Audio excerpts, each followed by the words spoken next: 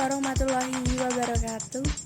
Perkenalkan, nama saya Ninda Aryani, NPM 20017171018 dari kelas Tadris IPS B, Fakultas Tarbiyah dan Ilmu Keguruan. Di sini saya akan menjelaskan tentang CPU.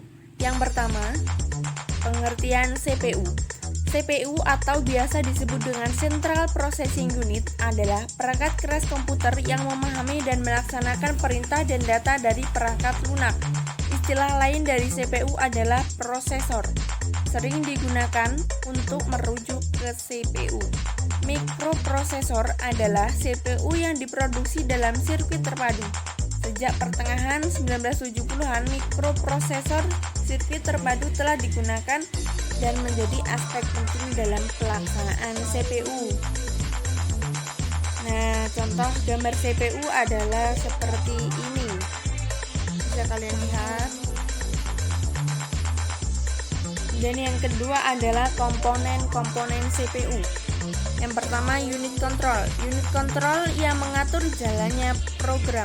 Komponen ini tentu ada di semua CPU. CPU bertugas mengontrol komputer sehingga sinkronisasi yang terjadi antara komponen bekerja dalam menjalankan fungsi operasi, termasuk tanggung jawab unit control ialah mengambil perintah, instruksi dari memori utama dan menentukan jenis instruksi. Jika ada instruksi untuk aritmatika atau perbandingan logika, unit control akan mengirim instruksi ke ALU. Hasil pengolahan data dibawa oleh unit kendali ke memori utama untuk disimpan, dan waktu akan disajikan ke alat output. Dengan demikian, tugas dari unit kendali ini adalah mengatur dan mengontrol alat input atau output, mengambil instruksi dari memori utama, mengambil data dari memori utama untuk diproses, mengirim instruksi ke ALU apabila ada perhitungan aritmatika dan perbandingan logika, lalu mengawasi kerja dari ALU, menyimpan hasil proses ke memori utama. Yang kedua adalah register. Register adalah perangkat penyimpanan kecil yang memiliki akses kecepatan yang cukup tinggi, yang digunakan untuk menyimpan data atau instruksi yang sedang diproses. Memori ini bersifat sementara, biasanya digunakan untuk menyimpan data saat diolah atau data untuk diproses lebih lanjut. Dengan analogi, register ini dapat diibaratkan sebagai memori dalam otak ketika kita melakukan pengolahan manual, sehingga otak dapat diibaratkan sebagai CPU yang berisi kenangan, unit kontrol yang mengatur semua aktivitas tubuh dan memiliki tempat untuk melakukan perhitungan dan perbandingan logika. Yang ketiga adalah unit ALU.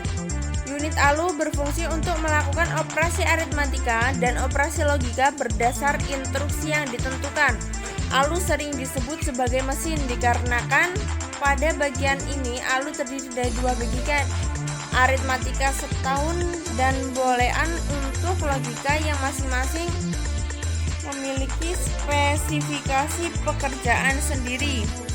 Tugas utama dari ALU adalah melakukan semua perhitungan aritmatika yang terjadi dengan perintah program.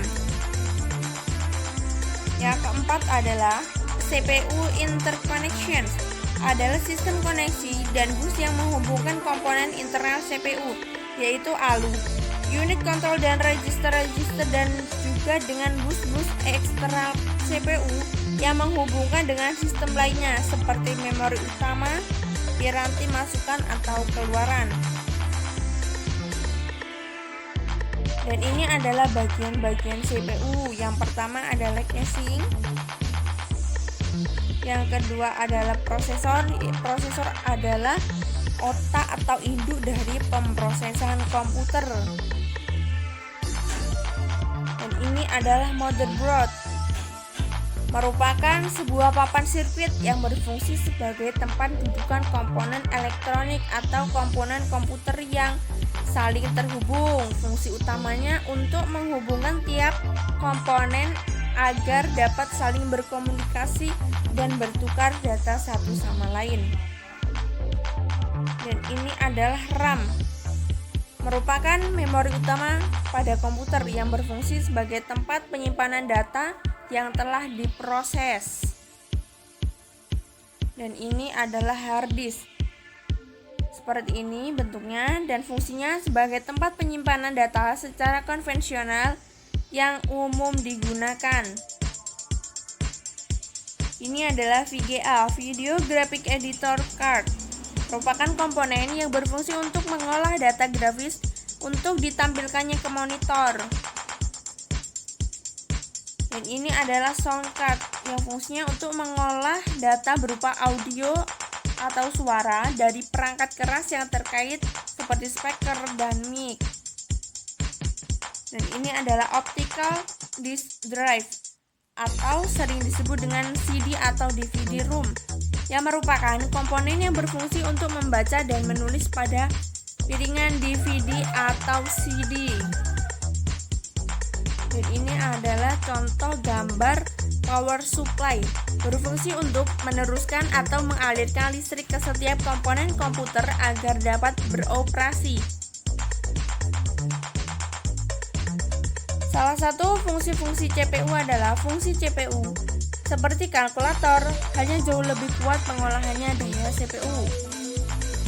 Fungsi utama dari CPU adalah melakukan operasi aritmatika dan logika pada data yang diambil dari memori atau dari informasi yang dimasukkan melalui beberapa perangkat kelas seperti keyboard, scanner, touch control, dan mouse.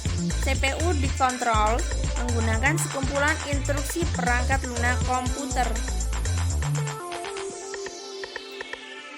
Dan cara kerja CPU adalah ketika data atau instruksi dimasukkan ke processing perangkat, pertama kali ditempatkan pada MAA atau melalui input stroke.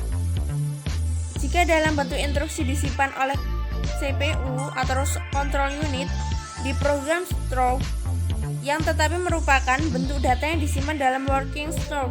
Jika register siap untuk menerima pelaksanaan pekerjaan, maka control unit akan mengambil instruksi dari program stroke untuk ditampung ke instruction register.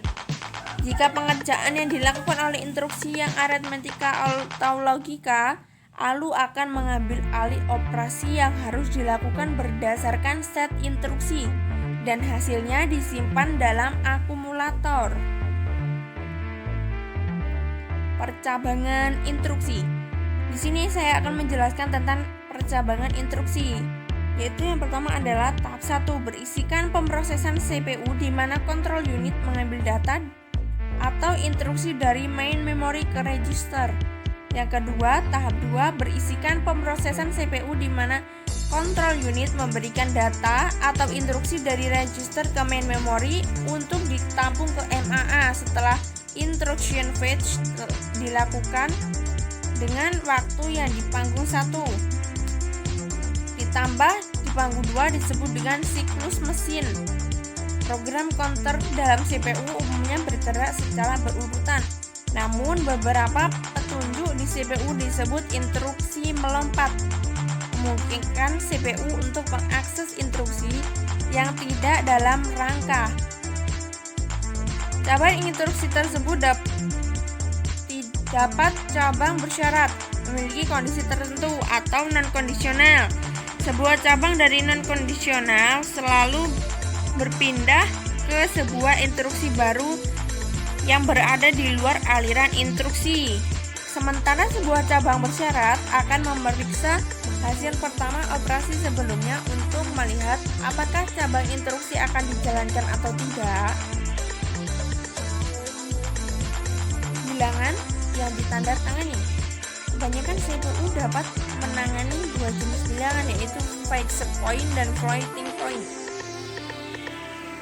Nomor fixed point memiliki nilai digit spesifik untuk satu titik desimal, dan untuk angka floating point adalah angka yang dinyatakan dalam notasi ilmiah. Maka nomor diwakili sebagai angka desimal yang dikalikan dengan angka 10, seperti pangkat 10. Contohnya 2,14 kali 1057. Notasi ilmiah seperti ini merupakan cara yang singkat untuk mengekspresikan bilangan yang sangat besar atau angka yang sangat kecil, dan juga memungkinkan mencapai nilai sangat banyak sebelum dan sesudah titik desimal. Dan itu tadi penjelasan tentang CPU. Saya ucapkan terima kasih dan selamat menonton video, semoga bermanfaat. Saya akhiri, wassalamualaikum warahmatullahi wabarakatuh.